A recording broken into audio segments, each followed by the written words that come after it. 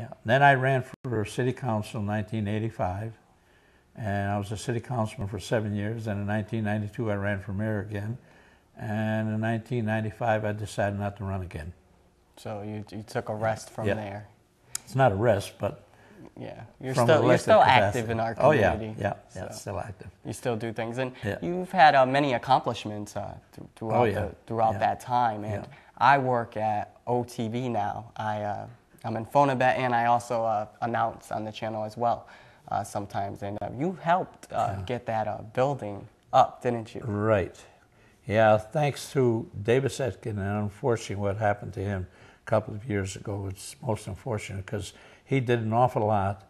He was the one that came to me when I was mayor and told me about this OTB that he wanted to put together. And we worked together, and we granted him, I forgot how much money it was, from the city of Schenectady. And we got it started, working with David Setkin. And I remember that opening day there, I was riding a horse from City Hall down to the OTB parlor, and I made the first bet. And that was really something. It was a lot of fun. But I have to give him credit. He was the one that spearheaded it, and he had the initiative to take and a foresight to do what he did. And hundreds of thousands of dollars were made for the city of Schenectady all those years. What are some of the other accomplishments that stand out to you the most throughout your years in office? Well, the federalization of the municipal housing project used to be that the city of Schenectady would absorb the deficits. It would be $400,000 to $500,000 a year. One day I met a Newark mayor, and he was telling me about the federalization program. And then I met this fellow, George Penta, who was working for HUD, Housing and Urban Development, and he began to talk to me about it. And to make a long story short, I applied for the federalization. We were federalized, and automatically the federal government took over the housing project, Housing and Urban Development, and we eliminated the $500,000 a year that the city of Schenectady used to have to pay. And housing really is a good thing, isn't it? And it is, yeah. It helps a lot of people who don't have a high income. That's right. It's like 30% or something of their income. Exactly right. So, and that helps a lot of people out, doesn't exactly. it? Yeah. Oh yeah, that's been an awful lot of progress has been made there. And thanks to Sharon Jordan later, who became, the executive director. And the first year that we were federalized, we got $10 million grant. And then Sharon Jordan was on deck, and she picked up another 20 or 30 million in years to come to improve the housing project. Yeah. And I see your name in stone at the housing building. Yeah. Your name. And I think Denise Brucker's down there as well, right? Yes, she is. Councilwoman That's Denise right. Brucker. Uh-huh. And you've worked with her. I worked with her. And you guys gotten along pretty well too. Oh yeah. And she's a Democrat. She's a Democrat and Republican, but that didn't make any difference. That didn't make any difference. You worked together to do what you. That's right. You got to do. That's right. So the other thing that I think was so very important was in '82 I put together this no tax on house siding, so that when people put on aluminum siding or aluminum siding or vinyl siding, there would be no tax.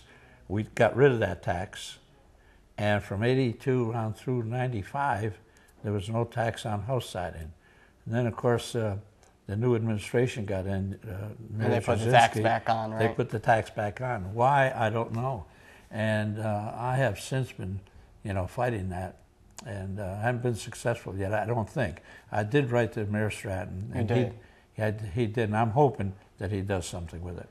And what do you think about Mayor Stratton and how he's running the city and everything that's happening? Because there's a lot of great things happening in our city. I mean, the clubs going up, a movie theater, restaurants, bars, all this is coming into downtown Schenectady, which is amazing. What do you think about all the work he's doing and what he's done? Well, I think, in that category, when you're talking about economic development and attracting, new business, you have to commend people who work in that area, because it's helping people and helping the community as well. I'm hoping that, we get more business enterprises that pay taxes.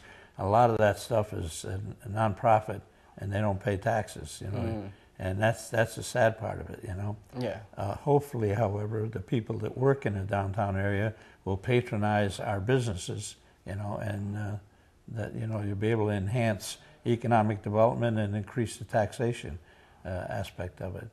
But I knew his father and I, God rest his soul, Congressman Stratton, we were real friends. We got discharged from the service after World War II together, and we remained friends until he passed away. And he was a Democrat and I was a Republican, and I always invited him to the festivities, and he would invite me to his festivities.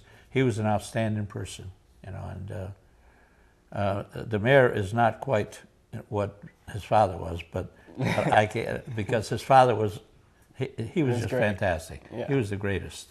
And what do you see for the future in Schenectady? Do you think there's a positive road ahead? Well, I hope that there's more people involvement. I hope, you know, for instance, there's only about 50% of the people that get out there and vote. I think you got to get out there and vote regardless of whether it's Democrat or Republican. And if the people are not doing their job to help the community, to help people with their taxes and so forth, then vote them out, whether they're Democrat or Republican. And I think you have to get more and more people involvement. That's important. And I think what you need, too, is you need to elect legislators who will work with one another, you know. And you need, for instance, in the city council, there's been a Democratic majority now for 32 years. And 12 of those years, 12 of the 16 years that I was mayor, I had a Democratic majority. Some of them spent more time trying to kill me than they worried about the city, you know, and that's not the way to operate. Mm-hmm. So I hope and pray that they work together. That's very important. Yeah. And what do you think about, you know, talking on a higher level here, our president, George Bush? A lot of people seem to have opinions about him and have something to say. So what do you think about George Bush and how he's handling everything? Well, I think initially, you know, when you talk about the World Trade Center, what they did in New York City, I think what he did there was the right move, you know, and I think he was supported by the people in the United States. And unfortunately, however, that's extended to a point where it hasn't helped in Iraq, you know, and it's hurting a lot of innocent people on a day-to-day basis. Do you think this war is necessary? I don't think, unfortunately, the way I feel, I don't think the war is necessary. I think what he did initially was necessary, and I think it's extended. But if you drop out now, then you're going to give other countries who are not really our friends an opportunity maybe to do something to the United States. So I think before you drop out, they're going to have to get together and some mutual agreement so that there's no hard feelings, you know, when you leave there, and that you remain friends with the other countries. Because what we don't need is more terrorism, you know, here in this country. Right. And unfortunately, what they believe in religiously is that I guess if they give of their life in a suicidal attack, that the good Lord, you know, is what the good Lord wants. And that's not what the good Lord wants, you know. But that's what they believe in. And you notice all the bombing, the suicide bombings there is there. Every day they hear it. Where were you on 9/11? I was at home, and I watched was watching TV at that time, and we saw the second bombing, you know, when that happened. Yeah, yeah, that was a very sad day. Yeah, yeah, very sad. Very much so. And there's all this talk about Hillary Clinton running for president, being the first woman to run. What do you think about that, Frank? Well, my daughter... think she'd be a good candidate? Well, my daughter is a Democrat, and she went with Hillary on a health tour. Oh, really? Because my daughter has MS, so she went on a health tour around the different United States. So when Hillary was running for senator, my daughter gets hold of my wife, and she says, "Will you help me with the fundraiser?" So my wife went there and helped her with the fundraiser in Saratoga. And lo and behold, the newspaper, of course, took pictures of that. And my wife's picture with my daughter and some other Democrats were in the newspaper and even in the New York Post. Wow. And my Republican Party says, what in heaven's name is your wife doing with the Democrats and Hillary? So I got heck over that. So you may be a Democrat at heart, Mr. Duci. I might be at that. You might be. And, being mayor for so many years and being involved with the community, how do you want to be remembered? How do you want people to remember you? Oh, as a people-oriented person who has never accepted a bribe. I've been intimidated and could have made hundreds of thousands. I have never accepted anything. I conscientiously work for the people, and that has been my priority. And I never regret one moment as to how I conducted myself throughout all those years. And I think that's the thing I'd like to be remembered as. And we made an awful lot of progress. As I say, I've got that information here. There's over 60 programs and projects, that were put in place that I spearheaded and got the support of the legislative body ultimately, on them. And they've been put in place to help people in Schenectady County. And I love it, like the library and the college and the Glendale and so many other things, the smoke detectors and federalization and so many things. And it's those things that I'd like to be remembered for. And what advice would you give someone who's just starting out, they want to get into politics and they want to do this? What words of wisdom would you tell them?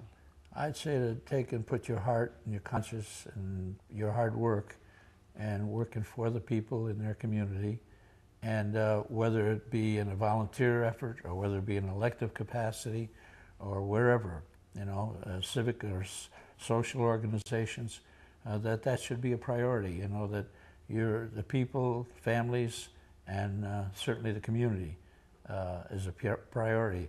And if they work hard at that and work together with their friends, they'll be successful. And I would encourage young people to do that. Well, I thank you very much for coming on and doing this interview with me. Oh, haven't interviewed you in such a long time. And very thanks insightful. for the invitation, and lots of good luck to you, and everybody have a nice holiday. Yes. Enjoy it in good health and happiness. And when is your show on? Tuesdays at 9 p.m.? Tuesday at 9 p.m. Okay, so don't forget to check out Frank Duci's show, Frankly Speaking, Tuesdays at 9 p.m. So we'll be watching for you, Frank. Yeah, frankly speaking, a lot of my political friends don't like it, but I've invited them all to come on my show and debate the issue. Nobody's accepted it. And you've had some guests on lately, right? You've been bringing in some people. Because usually you're just there in front of the camera. Ernie Tatro gave me heck. He says, hey, you're always on there all alone. He says, when are you going to have a guest? And I said, okay, I will. And you started having guests, since right? I met him, I had him a few guests. Yes. There you go. So that's... Yeah, it's nice. Yes, it gives it a different flavor to it, right? And I like it. Yeah, so maybe that's the new thing now. Frank Duci starts having guests on his show. So don't forget to tune in to Frankly Speaking Tuesdays at 9 p.m. And I thank you very much for joining me today. Do you have any last words? No, anything I just want to wish everybody a very healthy, happy Christmas and New Year. Enjoy it in good health with the family. Okay, thank you very much for joining me today. God bless you. Thank you.